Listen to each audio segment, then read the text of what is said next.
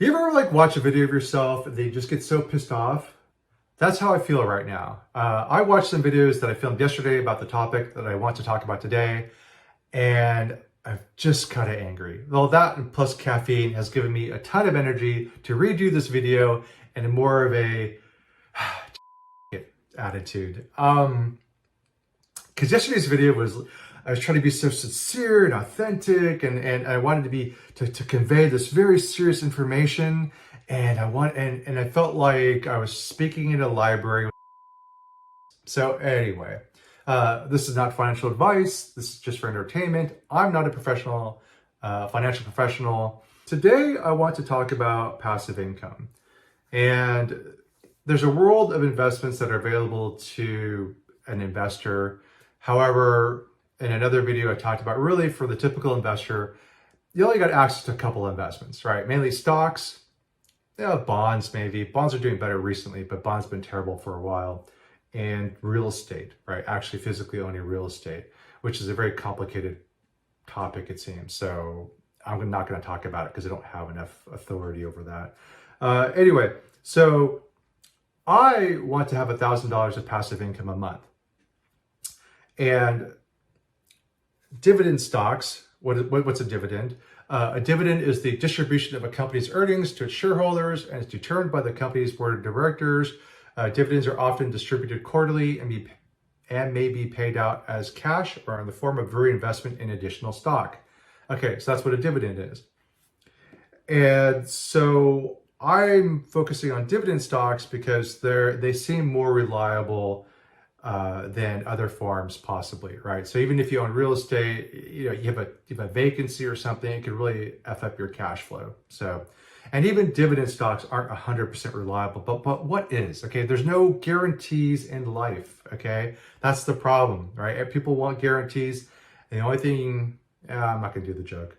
But anyway, so if I wanted $1,000 a month of passive income a month, I would have to invest $300,000 at 4% to get $1,000 a month. I would have to invest $200,000 at 6% yield to get $1,000 a month, or $100,000 at 12% to get $1,000 a month. And for some of you, you might ask, Richard, are there really stocks out there that give you 12% dividend yields? Yes, there are, sunshine. However, the problem with it is that those are considered very high yields, and the number one biggest danger for anybody, and especially somebody starting out in dividend stock investing, is yield chasing, especially high yield chasing, right?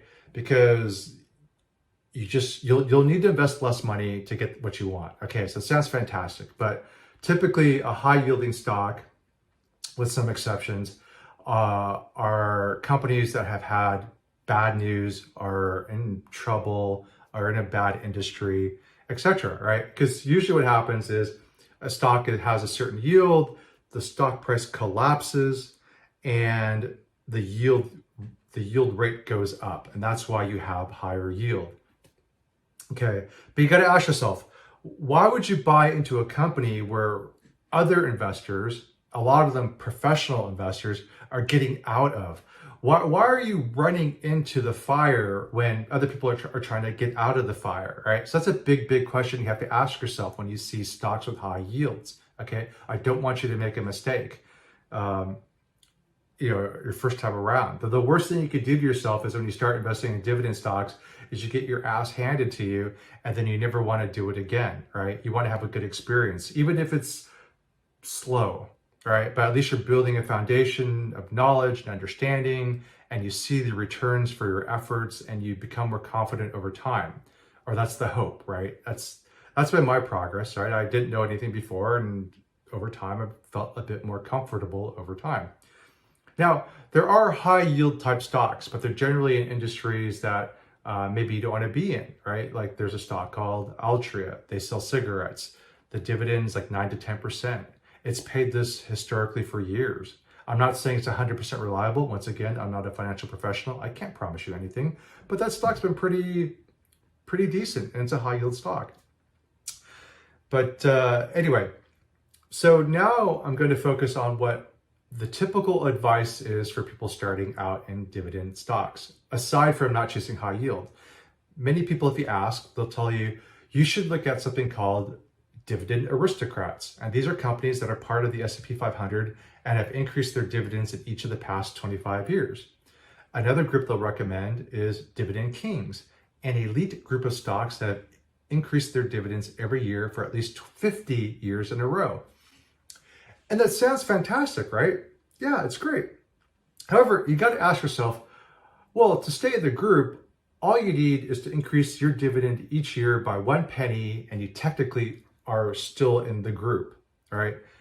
But what does a penny do for you each year? And so what other investors look at, which I've been told to do, which is look at the rate of increase of the dividend from year to year. So from this year to next year, how much does the company increase the dividend by?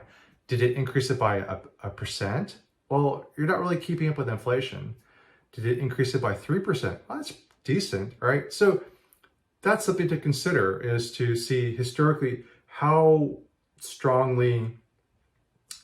robustly does the company increase its dividends each year, right? The rate.